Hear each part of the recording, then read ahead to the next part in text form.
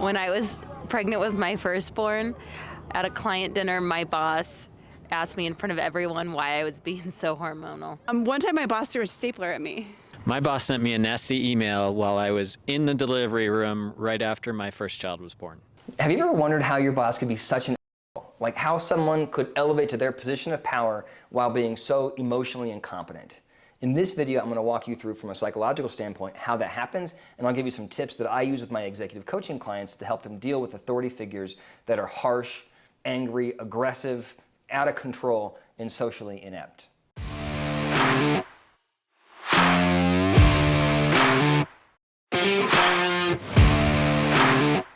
What you have to understand is that your boss probably wasn't always a jerk. In fact, becoming your boss, being elevated into a position of power, could be responsible for their negative behavior.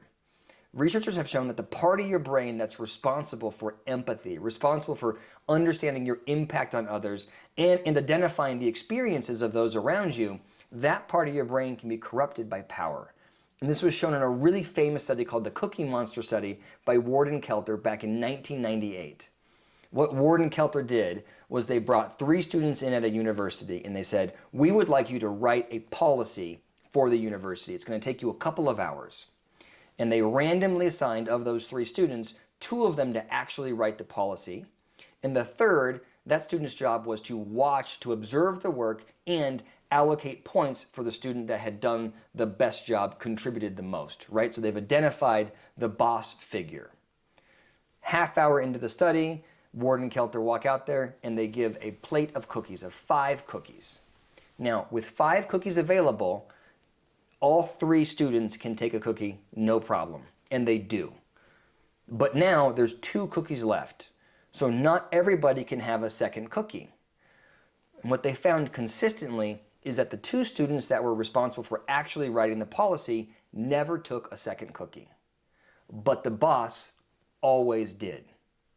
And shockingly, when the boss took that second cookie, he or she aggressively ate it like a cookie monster, crumbs going everywhere, right? All of a sudden, the boss, just in the time period of, under 2 hours, the boss no longer cared about their impact on those around them. They didn't care about taking more cookies than they deserved. They didn't care about leaving somebody else hungry. They didn't even care how they looked. So imagine what's it like for someone who's in an organization that develops over the years and gets promotion after promotion, and all of a sudden they've earned a high-level role. How hard is it for that person to really understand how they're impacting the people beneath them? So what do you do if you have a boss that's been corrupted by power and you don't want to leave your job? Do you push back? Do you stick to your guns? Do you call them a cookie monster behind their back? No. Well, you can call them a cookie monster, but at the end of the day, you have to manage up. Managing up is a foreign concept to many, but as an organizational psychologist, I can tell you it is one of the most important skills for professional success. You have to recognize that it is your responsibility to manage or control your relationship with your boss. You cannot leave it to them. So you do this in 2 steps. First, you have to depersonalize your interactions with your boss. Think about work like it's a chess game, right? You were there for a job, you're working towards a goal, and it's a long game, and it's a nuanced game, and there's lots of moving pieces.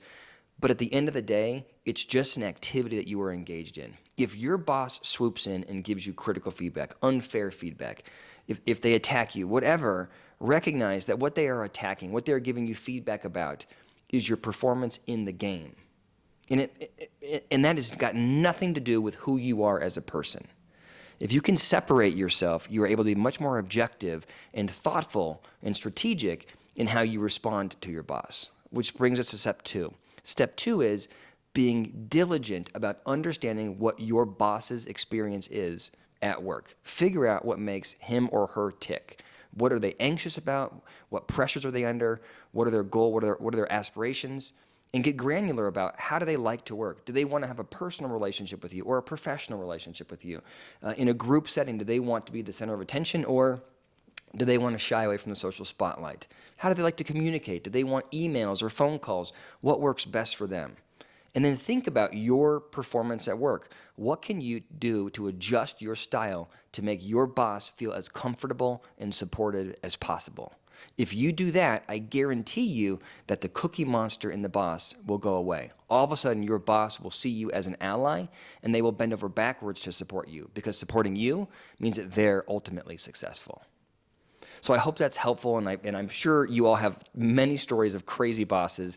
And if you want, please in the comments, list them below. It'd be fun to get a discussion going. Thanks for listening.